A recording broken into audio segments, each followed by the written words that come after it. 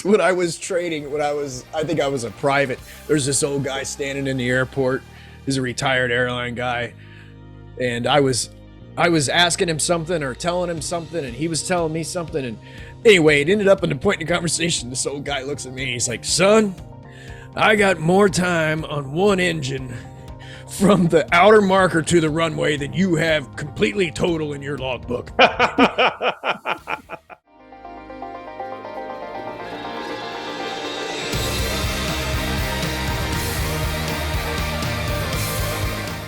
Hi, welcome to the Pro Pilot Playbook.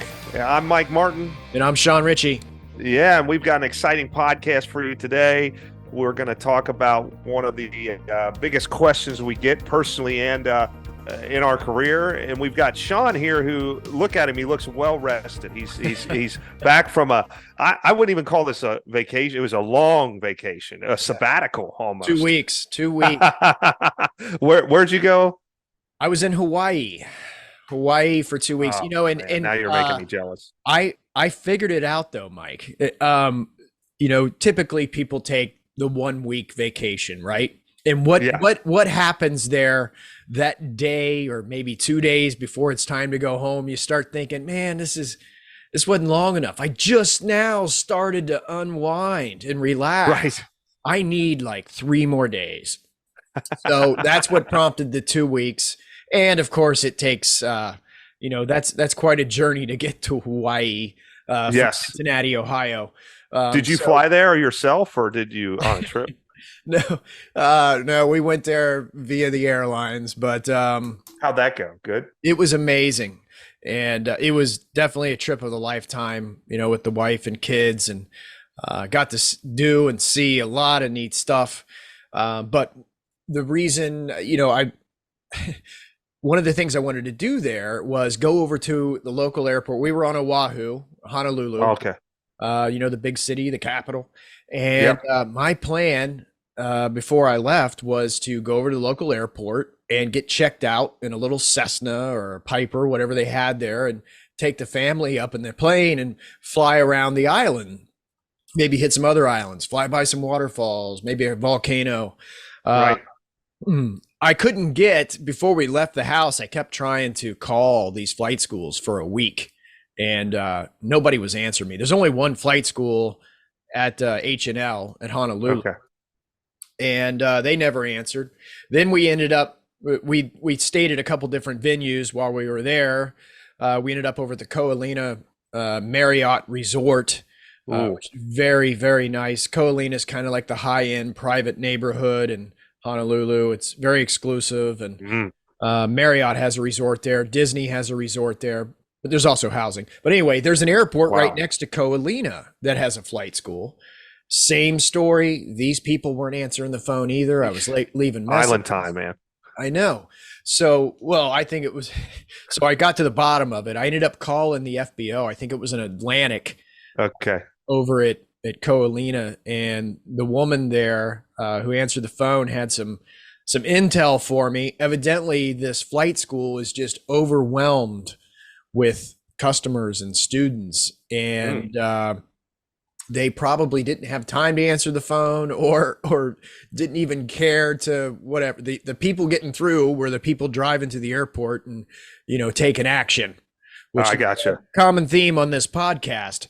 But at that point, after getting that intel, I realized it was probably dealing with something that's pointless, because to get on the schedule, to get even checked out with an instructor, which is what you have to do to rent an airplane. You go up. Oh, yeah. Tell them that. Yeah, you can't just, it's not like a car. Well, you don't just show your license like it hurts and they give you the plane. Right. Well, this is a great subject. I'm glad we accidentally stumbled on this.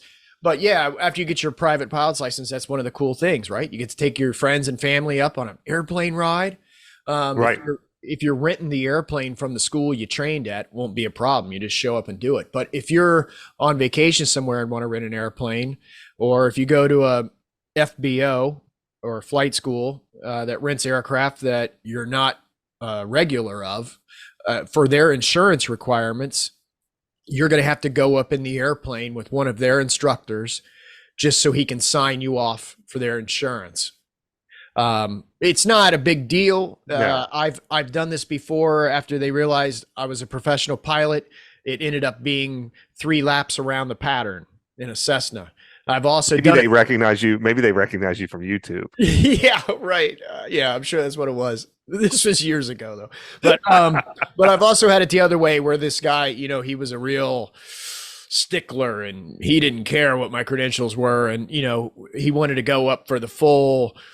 It was an hour and 10-minute flight. We're doing stalls and steep turns and all this stuff. Some of that may have been the instructor wanting to get time in his logbook as well, Yeah. which I appreciate. But yeah, so at that point, I kind of gave up on the thing of renting an airplane in Hawaii, but it was still an amazing vacation. But that's another hack for you out there, folks. Vacation needs to be longer than the standard week. I would say 10 Yeah, days. yeah. 10 So days. how did what did you do on the airlines? What kind of equipment did you fly out there on? We went out there on a 7-6. Out of where? This was United. We split it up a little bit. I was burning some miles. So on the way out there, we flew out there on a 7-6 with Out of United. Chicago? We went to, it was kind of weird the way it got put together. But actually, I don't want to get into that. But we ended up, LA is where we left from. We went, I'll just say, Cincinnati to Chicago, Chicago to LA, LA to Honolulu on the way there. Yes. But Yes. that little extra stop ended up saving a lot of. It was cheaper to do it that way because I was trying Yeah. to use miles to get the family out there. And then on the way home with Delta, it was one of the bigger Airbuses. The what is that? The 321. 330. Yeah, yeah, Yeah, or I believe 330. is it the 330 or the three? It's the one that's basically the same size as a 7.6. Okay. It's a wide body. Which was nicer? Uh, hmm. I'm a Delta guy, but Yeah. that United was very nice. It had the new screens in it. I don't know how many of you guys out there airline, but Delta, if you're wanting to watch the movies on their system, you got to plug in the headphones Yeah. to a jack. Well, the new United planes have Bluetooth built into that screen, so you can use your AirPods, with the noise canceling and everything. That's a game changer. Wow, that is nice. Watching the movies they have. And when you're out over the ocean, unless you have your Netflix or Prime or whatever downloaded into your device, there's no internet out over the ocean. Right. I don't care what kind of airplane you're in. So that Bluetooth on that screen built in was very nice. Awesome. Now there is the new Ka band broadband satellite based internet you can get in corporate jets, and it's like let's see, I don't know think anybody it's like, that has that.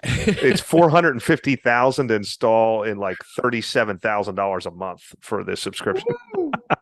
But it works all over the Yeah, you're gonna have to works all over the world. But you're gonna the have to airlines. pay for that. Yeah.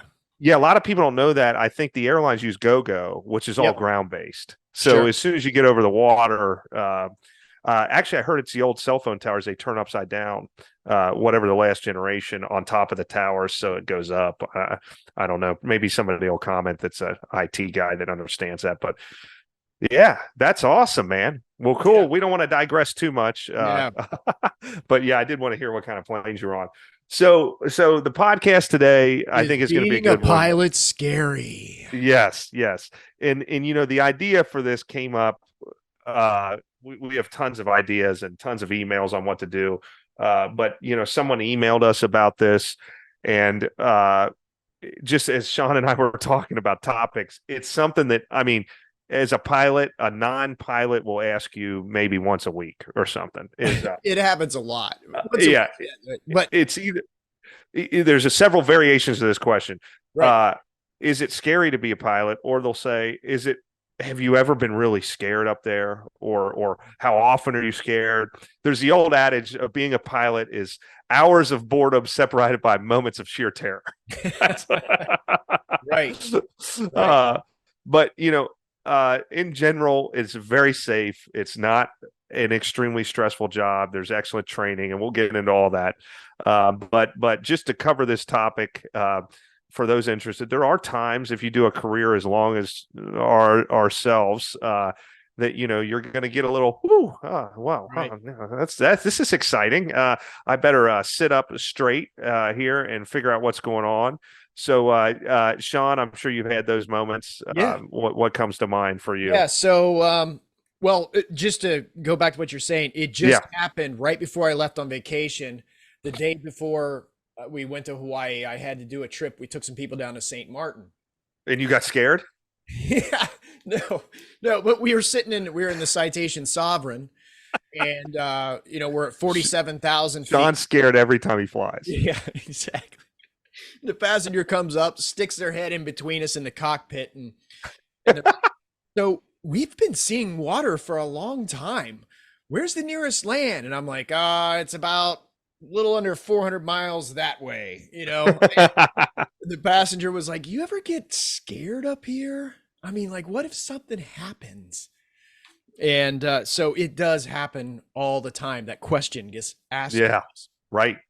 And Yes. and there have been times in every pilot's, if they tell you no, it's I've never been scared, I guarantee they're lying to you. Yeah. No, no, no. Because Yeah. that's kind of part of the purpose of why we do all the training we do. And I can remember when I was working, going through my instrument training, I went up to a school in Minnesota, and it was a school, it was a type of school that we're always telling people to chase down. Right. And it accelerated training. It was a 10-day instrument course. Oh, yeah. So in this type of training, you're flying all day, every day. If you're not flying, you're sitting in front of a computer studying something, or actually back then it was more of a book. There was no computer, but or you're in the simulator, a little Frasca thing. But you're flying in real weather. And the day of my check ride, we had some weather. It was wintertime when all this was going on. So now the weather turns into possible icing. We had to be very careful with the icing, where the freezing level was. If you're flying around at 3,000 feet, are you going to be picking up ice on the wings of this little Piper with no ice protection? You're grounded. Right. You're grounded. That screws you up. But it was my actual check ride, and it was nighttime. Wow. It was a night check ride. By the time the oral was over, it was already dark. It was wintertime, so it probably got dark before 5. The examiner, I'm walking out on the ramp pre-flighting. I'm like, man, I don't even know if we're going to fly. This isn't looking good. The examiner had no cares whatsoever. We went and flew, and halfway through, maybe 3/4 of the way through the ride, we started picking up a little bit of trace ice on the wings. So we lowered altitude, got rid of it. It was fine. We continued the ride. But on our last approach, this was going to be the end of the check ride. We went through a layer, and it was all IFR. My actual instrument check ride, oftentimes guys are wearing foggles or, the glasses. A view limiting device. View limiting device. Some of them are a hood that comes down over your eyes, so you can only see the instruments of the airplane and not out the windows. Some of them are like a pair of safety glasses that have this part fogged out, so you can only see down. Right. But anyway, that's what most people wear on their check rides. I didn't have to do that because it was real instrument conditions. And we picked up a significant amount of ice on that last approach. Me, as a young pilot with very little hours, I was actually getting nervous because that's all you hear about. There are all these ice related, crashes and stuff. The examiner didn't care. He was fine. But I can tell you this, by the time we landed, on final approach, that little Cherokee Warrior we were in, Piper 160 horsepower, we were almost at full power to maintain flight by the time we touched down. Unbelievable, man. It was, when you're picking up ice, you're losing performance in several different ways. The wing isn't creating lift as much. Yeah. Weight. Yep. You're getting heavier, and you're increasing. Not only is your lift diminishing, but your drag is increasing.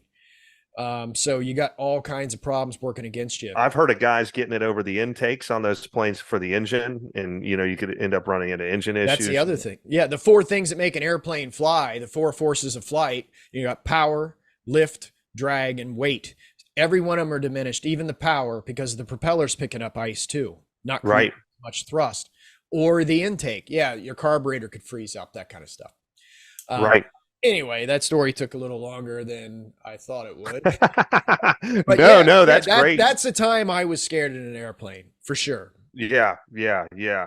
Yeah, I had a few of those early, not a few. One in particular I can remember, we had the same thing in Cincinnati during the training. You'd have sometimes in the winter here, you'll have 20 days in a row of IFR conditions. And, if the surface temperature's 30, you can't fly. So when it got up to 40 or something, guys were always trying to fly. And, the standard temperature lapse rate is 2 degrees per 1,000 feet, but that can vary based on whatever atmospheric conditions. So you're like, well, it's 40 on the ground. That should give us, several thousand feet of below freezing temperatures. Let's go fly. But then right after takeoff, the temperature drops because there's some sort of issue with the atmosphere. And then, guys are, picking up ice, and it's extremely scary, yeah, yeah. I had that. I had one of the major ones in my career where it was pretty frightening was actually in the jets. We had I can remember this is about 15 or 20 years ago when I was flying charter. We were doing a trip, picked up an NFL player, I think a running back in Atlanta, at one of the satellite airports, Atlanta Peachtree, real nice neighborhood outside of Atlanta. And I can't remember where we were going, probably New York or something. But we positioned there. We landed. It was in a Lear 60, and it was, winter, and it was raining like ungodly rain. So we positioned an hour prior. We had to get fuel. So the airplane's out on the ramp. It's just getting soaked. I mean, miserable. It's like 40 degrees Fahrenheit. We got umbrellas going back and forth to the plane, all this stuff. The passenger shows up. I was not the captain. This is, 20 years ago. I was the first officer, but I was flying. And we load them up. Everything's great. Go to taxi, torrential downpour, taxiing. And it's kind of odd in Atlanta, but we get a very good unrestricted climb. So a lot of times at these busy airports, they'll have you level off, 3,000 feet, and then they step you up to 8,000, and then you keep going. Whatever the time of day, whatever the weather, they just wanted us out of there. So, they cleared us like 15,000 initially. And the Lear 60, now there's newer jets that are even more powerful. But at the time, that was one of the best climbing corporate jets made, really high. Thrust. Yeah, that Lear 60 was that was a monster. It's like a muscle car, man. Big Yeah. engines, little plane, Yeah. So, yeah, Pratt's on there, big Pratt's, I think, 305A. So I mean, I'm climbing like a raped ape. I mean, we're coming out of there, 5,000, 6,000 feet a minute through the weather. And one of the things you try to do when it's raining like that is you try to climb quickly because you may be able to get on top of the weather. The sun may come out. You never know. So we're climbing through maybe 15 initially, and that's fine. Everything's fine. Then they start bringing us up to 20. We're still in hard IFR. We can't see anything in and out of the rain. And then all of a sudden, I have the autopilot engaged in the climb. The autopilot kicks off. I'm like, oh, no, that's weird, but it happens. Sometimes there's a glitch or something like that. So then I just reach up and re-engage it. And there may be some comments. I probably should have tested some things first, but I think I just re-engaged. And then it was on for another. I mean, sometimes you just hit it with your arm or something. Yeah. I'm not thinking anything's wrong, so I re-engage it, and it's on for another minute or so, and it kicks off again. I'm like, what the hell, So I start hand flying the plane, and I realize quickly the flight controls won't move. I mean, they're frozen. The ailerons, right? I got pitch control, but the right and left on the yoke, I'm like, hey, wait a minute, what it's jammed. We got a jam. and I'm trying to move the yoke. I can't. The captain was on the radios. He immediately asked to level. So we're still in the clouds. So we level off in the plane of level, but we can't steer the aileron. So I transfer the controls to him. He's trying. He's like, no, we got to jam. The ailerons are jammed, and so we're trying to assess the situation. We're hand flying. Obviously, you can't use autopilot. All this is jammed and all that. He's trying. I'm trying on my side. He's trying his side. We did realize that you could steer with your feet because we have a rudder, right? So that's a backup. It's not real pretty, but it'll turn the airplane. Mm-hmm. So we're steering with our feet, and we're like, something's wrong, and we thought it was a jam control service. There's cables in a Lear 60. It's not hydraulic, so there's cables that go out to pulleys, just like any of these guys doing a flight training on a Cessna. Exact same system. So cables and pulleys. The power of you moving the yoke actually is what moves the ailerons. So we're like, the cables must have jammed. Something got loose or something, a pulley or something, and this is bad. So we declare an emergency, and when you ever have problems with your flight controls or whatever, we tell them it's a big deal, right? And I don't even know if they suggested it or we suggested it, but the Atlanta Hartsfield has the longest runways, so we declared an emergency. They give us priority handling and probably delayed a bunch of airline flights, probably Delta going in there, but they start giving us vectors back down and around for the approach into Atlanta. At this point, the captain's flying now, obviously, because it's an emergency and he has a lot more experience than mine. Actually, great captain who's now a major airline captain now. I still keep in touch with, but we were both very nervous. But in the passengers, I think they couldn't tell much. We told them we were having an issue with the plane and we were heading back. I don't know that they realized it was jam controls or whatever. There's some bedside manner that needs to be, yeah, yeah. Yeah, so we're steering with our feet and coming around big wide vectors. We get lined up on final approach. So now we're descending down, and it stopped raining at that point, I believe, or was light rain. We could see the airport, and then we could see they rolled the equipment. So all the fire trucks, they got rolled out on all the taxiways and everything. And then, so when we were maybe at 3,000 feet or so, maneuvering on the approach, we were able to turn a little bit to the left. You could move it just a little, and then the airplane would go left, but it wouldn't go right and all that stuff. All of a sudden, it just breaks loose, and the flight controls start working again. We're like, oh, man, this is great, So now whatever was jammed is unjammed, we're thinking, and that's great. So we land uneventfully. The fire trucks come to meet us. We tell the tower, everything's fine. We just want to taxi to maintenance.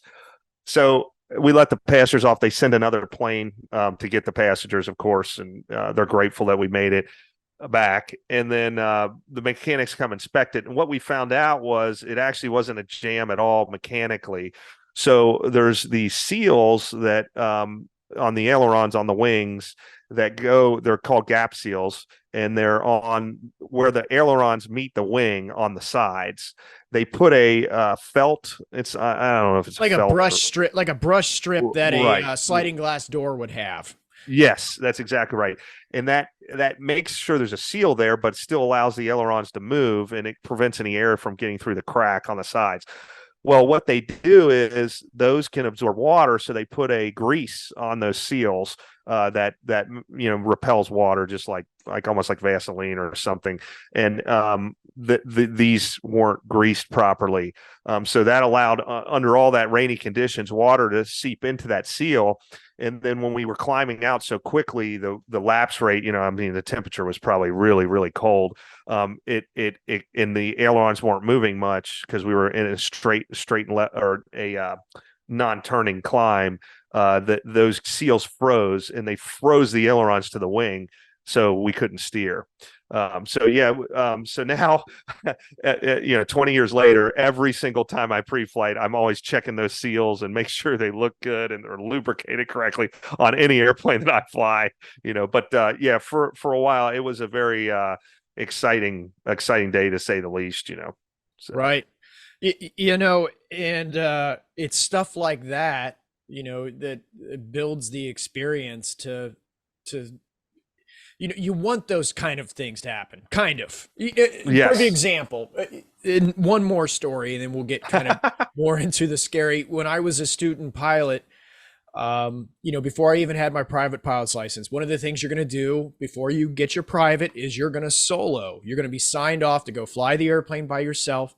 That you can't take any passenger or anything. This is a confidence building thing built into getting your pilot's license. When you start off doing this solo stuff, just flying around the pattern, doing touch and goes, well, typically stop and goes, taxi backs, Right. depending on how big the runway is. But typically students don't do touch and goes though, solo. Right. But at some point, your instructor will turn you loose to go out into the practice area and fly around a little bit. And then eventually you'll do a solo cross country as part of your training to get your pilot's license. And all these things are to build confidence and let you see little issues and, gain that confidence of being able to handle stuff. And I did my training, my initial private pilot training out in South Dakota. And I was on my solo cross country in this old beat up Cessna 150. And of course, every pilot at that stage knows you don't trust fuel gauges in these little airplanes. You climb up on the wing, Right. if you're a Cessna, or if you're in the Piper, you look in the fuel gauge. There's dipsticks to check how much fuel's in the tank, and you do everything by how many gallons are in the tank and how long you plan on running that engine that already burns whatever. Yeah, you're right. Just 8 to 10 gallons per hour. Right. Just to interject for a second, a lot of people are not familiar with that because they're like, my car has an excellent gas gauge. It's perfect. Right. And it's way less important to know your fuel level in a car than it is in a plane, and they can't comprehend it. But it's basically in these older designs, these airplanes, a lot of them designed in the 50s and 60s, they didn't have any digital temperature probes or electrical stuff. Right. So, it was manual linkage that in the planes were, high wing up above and over here. So there's like linkage that comes down, it goes all the way around, and they just didn't work right. Right. Plus you're in turns and things, and then the gauge would move and the turns and all of that. But yeah, that's a great point. I remember that. But what we do know about, besides the fuel gauges being, junk in these little bitty old airplanes, the engines are, prime. I mean, they are prim de la prim, constantly being maintenance worked on. If it's a flight training airplane, every 100 hours they're gone through. Just a typical airplane, every 2,000 hours the engine's getting rebuilt. So at cruise you're burning 9 gallons an hour or 8 gallons an hour, that. And some of the bigger smaller airplanes have gallon per hour gauges, and how many gallons you took off with. But as a young student, not even having a license yet, first cross country, I had, and you're supposed to land at so many points or whatever. On my way back to Rapid City, South Dakota, from wherever I went, one of the fuel gauges was buried into the E. Like, it was buried, like not even, you had a fuel gauge for each wing tank. One of them was completely buried past the E, and the other one was showing like a quarter of a tank bouncing off the E in one quarter.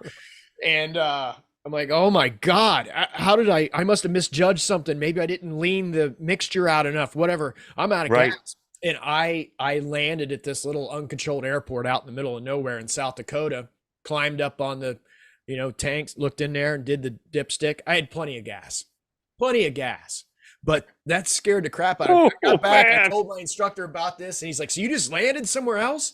And I'm like, yeah. I thought I was going to get in trouble, Yeah. And he's like, oh my God. He's like, no, that is excellent decision making. Good job. But you learned a valuable lesson though, did you? I'm like, yeah, I did. He's like, well, that's what it's all about. And that's when I first heard the phrase, as a pilot, you want your bag of experience to fill up before your bag of luck runs out. Yes. Oh my gosh, that's funny. That's So funny. Yeah. my answer to that passenger, I was telling you, we were down on our way down to St. Martin. Um, my answer to her was not really. Not at this point in my career do I run into that many encounters where I'm scared, or if any, that I'm scared. I run into situations where I'm concerned about something, but through my experience and my preparation into whatever flight I'm doing, because of my experience and issues Right. I've had in the past, I mean, that's why you want the guy with a lot of hours. He's already seen most everything that can happen. Yeah. But my exact thing I said to her, and it was kind of a jovial joking around, was, I don't know, I mean, to put it in perspective, did you get scared on your drive to the airport this morning? Probably not, because you've been driving for years, right? I mean, it's the same kind of thing. When you first got your driver's license, maybe you were a little, driver's license isn't exactly apples to apples because we all sat there watching our parents drive for Right. But 16 still, years before we right. got our license. But still, when you first get your driver's license, you're out there by yourself. You know, there are situations, you know, you pull up to a four-way stop. Oh my God, who got here first? You know, Right. there's that kind of stuff. But that goes away with Yeah. experience of being behind the wheel of a car. And it's the same thing with an airplane. I would say if you got a professional pilot at the helm of whatever machine you're in who's constantly walking around scared at everything, I don't know, that might not be. You know, as you're saying this, I'm thinking about this. So that exact situation with the frozen ailerons and everything. So I remember we land, and then when you go into the FPO, the first thing you do in a situation like that, you got to call the chief pilot, right? It's your operation. Sure. I mean, this is a big deal, and explain what happened. Yep. So Step we one, call get him. other people involved in the problem. Yeah, and he was great, man. He's got all kinds of experience and everything. So we call him, and then I'm listening in. It's the captain on the phone, and he's explaining, "Hey, we came out of here, and blah, blah, blah," and he's saying what happened. He's only talked for 45 seconds, and I hear the chief go, "Was it raining real hard?" Yeah. Oh, yeah, real hard. Yeah, when we left Peachtree, it was raining real hard. Yeah. What altitude? And then I'm like, he's like, oh, like 28,000 or something. He's like, sounds like frozen ailerons. I've had that before. Right. Because somebody would have told us. Yeah. Right, because John had already experienced, or that chief pilot already experienced that situation before. He's familiar. Yeah. You got it, man. You got it. So, yep. But you know, for our viewers, you know, I think that these are a couple stories that we're giving over a 20 plus year career, 25 years, 50 between both of us, right? And we actually had to sit and think about it before, right? Because these stories are years and years old, 25 years old stories. Yeah. But the other thing to put in there, Mike, don't forget about the other reason why your professional pilots, really don't get, to use the word scared, don't get worried about as much is, don't forget, every 6 months to 1 year, we're sitting in these machines in a simulator where they purposefully are draining hydraulic fluid reservoirs, setting engines on fire, making controls jam up in a simulated environment where we can, in these new modern jets, in that situation, if you couldn't get it unjammed, we can separate the controls. We can unlock the controls from each other and separate the yokes. That's getting detailed, but they're purposefully doing stuff to us in that training environment to give us the confidence, the experience of dealing with these issues in a training environment, in a ultra realistic training environment. These simulators aren't they are a big computer game, but it's next level, like the best crap, mankind can make, type of computer game. And with that experience, that drives out the fear, and what's left is confidence. Right. Yeah. Like 80% of that training, you're on one engine. Exactly. Yeah. That's the old joke. I remember. Yeah. When I was training, I think I was a private, there's this old guy standing in the airport. He's a retired airline guy. And I was asking him something or telling him something, and he was telling me something. And anyway, it ended up in the point in the conversation. This old guy looks at me. He's like, "Son, I got more time on one engine from the outer marker to the runway than you have completely total in your logbook.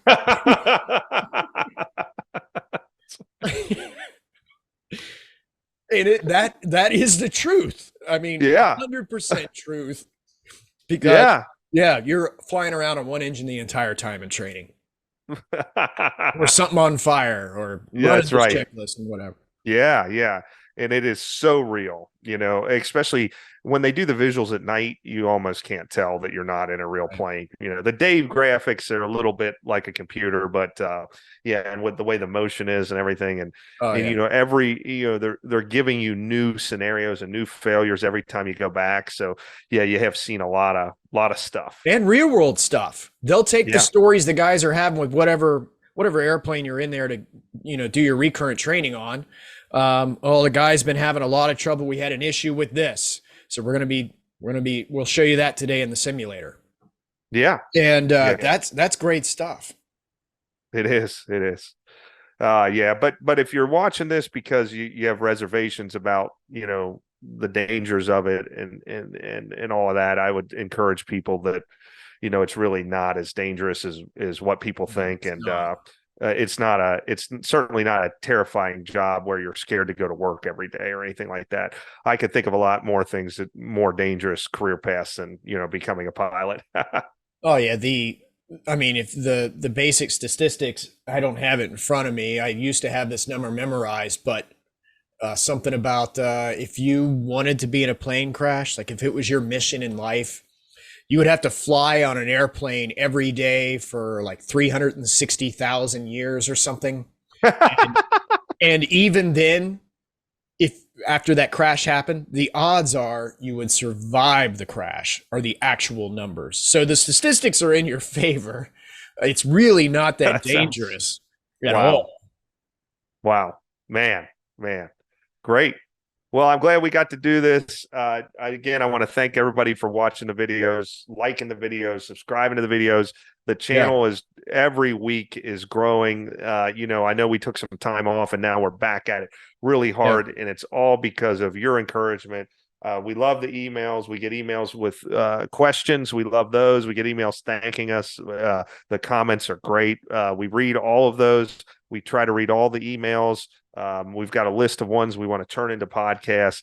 We got a lot of great things coming up for the podcast. We're going to start to have some guests on the podcast, I think. Yep. And we really want to expand this. Yeah. Yep. And really getting tuned up with some stuff here. And, we got just name drop here real quick. We got Mr. Johnson out there and Mr. Jones. I'm just looking at some emails here. Your questions. And I think it was Brian who had sent the second email wanting to know about that. We're going to get to the bottom of that. Yep. And yep. You're not the only person asking that question. Yeah, we want to research some of these questions before we do it in a whole episode. And taking the next step of actually having some guests on. Some of the questions I was just referencing had to do with the ATP flight school, which Mike and I have mentioned several times over the years here. And we're going to get somebody from ATP on this thing with us, and we're going to get to the bottom of some of these things. But we got some great stuff planned. Yeah, wonderful stuff. And of course, if you're interested in becoming a pilot, we recommend always that you purchase our private course. It's the Pro Pilot Playbook with the podcast it's named after. It's really not very expensive, and the revenue for that helps us, pay for a lot of these things, hosting fees and things like that. And so that's a big thank you. But if you can't afford the course and you're not there yet, just make sure you like and subscribe, because that also helps boost the YouTube algorithm and keep our momentum going. So thanks, everybody. We really, truly appreciate it. And we'll see you again soon. Yeah. Thank you.